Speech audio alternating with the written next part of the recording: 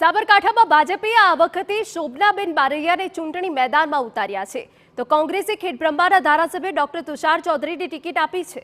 હવે આ બંને ઉમેદવારમાંથી મહિલાઓ કોની પર વિશ્વાસ મૂકે છે, શું છે મહિલા મતદારોનો મિજાજ, તે જાણવા માટે ટીવી9ની ટીમ હિંમતનગર પહોંચી અને મહિલાઓ સાથે ખાસ વાત કરી। ચૂંટણીનો ગરમાવો વ્યાપી ચૂક્યો છે। સાબરકાંઠાની અંદર ઉમેદવારો જે છે તે બંને પક્ષના જાહેર પણ થઈ ચૂક્યા છે। નામાંકન પત્ર ભરવાની શરૂઆત પણ હવે થઈ રહી છે। તો આ દરમિયાન હવે વાત કરીશું સ્થાનિક હિંમતનગરના મતદારો સાથે, ખાસ કરીને મહિલાઓ અહીંયા ઉપસ્થિત છે। મહિલાઓ સાથે વાત કરીશું, હિંમતનગરની મહિલાઓ સાથે।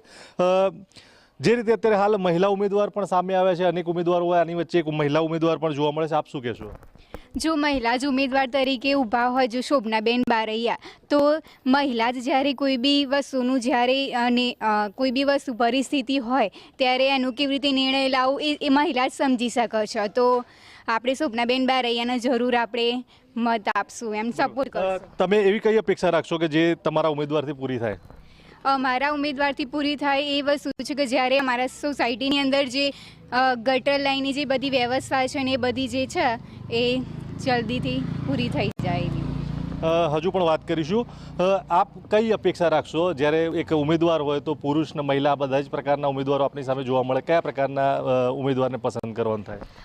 ઓબ્વિયસલી મહિલા, કારણ કે શોભનાબેનને ખૂબ ખૂબ અભિનંદન, એટલા એજ્યુકેટેડ છે તો એ બધા સ્ત્રીઓની મૂંઝવણનો સમસ્યાનો ઉકેલ લાવી શકશે। એક તો અને પહેલી વાત એ કે આવે તો અમારી સોસાયટીમાં બધા જ મહિલાઓની અપેક્ષા હોય કે એમનું થોડું રિનોવેટ થાય, એમ જે તકલીફો છે એનું સમાધાન થાય। એટલે એમને તો અમારા તરફથી તો બધા તરફથી મહિલાઓ તરફથી એક જ છે કે બસ મહિલા ઉમેદવાર આવે ને અમારી બધી સમસ્યાઓનો ઉકેલ લાવે। એમ મહિલા જ ઉમેદવાર કેમ, શું અપેક્ષા એવી હોય છે કે? એટલા માટે કે પુરુષ ઉમેદવાર માટે કોઈ એમને અમારા ઘરના બી છે, હસબન્ડ બધાના છે, તો એ કોઈ ઘરે 24 કલાક રહેતા નથી, બરાબર, બધી અમે લેડીઝ જ હોઈએ છીએ ઘરે।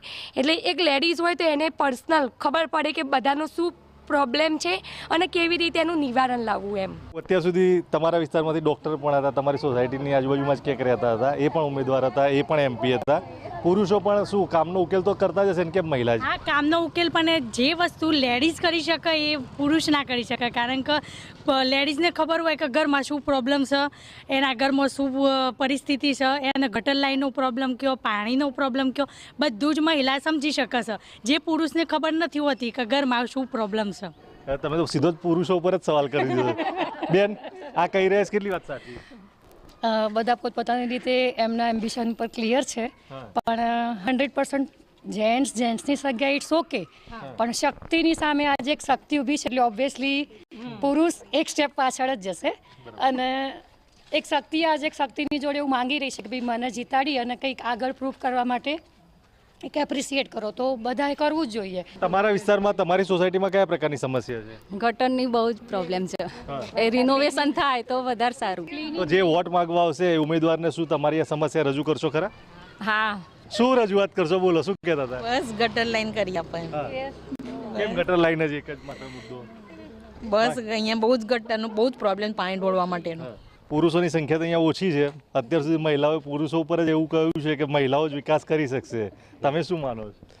શોભનાબેન શિક્ષિત બી છે અને સારા ઉમેદવાર બી છે, પણ હવે અમારા જે અમે અત્યાર સુધી ગ્રામ્યમાં લાગતા હતા, હવે હુડા અમારા અહીંયા અમલ થયો છે, હવે હુડાનો અમલ થયો છે તો અમારે અહીંયા જે તકલીફો છે ગટરની છે કે ભાઈ ગટરનું અમારી મોટીમાં મોટી સમસ્યા, પાણી નિકાલની બી એક સમસ્યા છે, સત્વરે નિકાલ થાય એવી અમે અપેક્ષા રાખીએ છીએ। શું કહો બેન? મેઇન પાછી 15-20 વર્ષથી અમે લોકો અહીંયા રહીએ છીએ, ગ્રામ પંચાયતમાં જેટલા સરપંચ આવ્યા કે જે લોકોને અમે મોકો આપ્યો એ લોકો ખાલી ઇલેક્શન ટાઈમે આવીને હાથ જોડીને વોટ લઈને જતા રહે, એમની રીતે એ લોકો ટ્રાય કરે છે, પણ આઈ અન્ડરસ્ટેન્ડ કે એ લોકોને બી ઉપરથી કેટલી ગ્રાન્ટ, કઈ રીતે કયા રિલેટેડ કામ કરવાનું હોય છે। તો આજે આ ક્લિનિંગથી લઈને ગટર લાઇનથી લઈને ઘણા બધા વિકાસની બહુ જરૂર છે, તો આઈ હોપ કે મહિલા પોસ્ટ ઉપર આવીને ઘણું બધું આમાં ઇમ્પ્રુવમેન્ટ કરી શકે છે। શું કહો છો? હજુ પણ આપ કંઈક કહી રહ્યા છો? હું એવું કહું છું કે અહીંયા ટ્રેક્ટરની બી સુવિધા બહુ આવતી નથી, હમણાં વચ્ચે અઠવાડિયું આવતી હતી, પણ હવે તો બિલકુલ 15 દિવસે બી નથી આવતી, તો અમારે કચરો બી કેટલો ભેગો કરી રાખવાનો। બાળકોને રમવાની બી એટલી તકલીફ, એટલી ગંદકી છે, ક્યાં મોકલવા બહાર ખુલ્લામાં રમવા, એ સૌથી મોટો પ્રોબ્લેમ છે। કારણ શું? ગ્રામ પંચાયતમાં હતા એટલે એવું તો ના કહી શકીએ, હવે ખબર નહીં એમને શું કઈ રીતનું છે આમ તેમ, પણ એક લેડીઝ તરીકે આવશે શોભનાબેન, એજ્યુકેટેડ છે, વેલ એજ્યુકેટેડ છે, તો એમના જોડેથી અમે એટલું તો આશા રાખીએ છીએ કે કોઈ તકલીફ નહીં પડે, જે છે એમાંથી ઓછી થશે, એમ વધારે નહીં થાય એમ.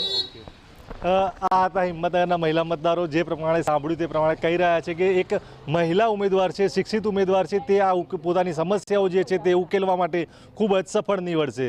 એટલે જોવું રહ્યું જનતાનો જે મિજાજ છે તે મિજાજ મતદાનના દિવસે કેવો જોવા મળે છે અને પરિણામમાં પણ કેવો જોવા મળે છે. અવનીશ ગોસ્વામી, TV9 સાબરકાંઠા.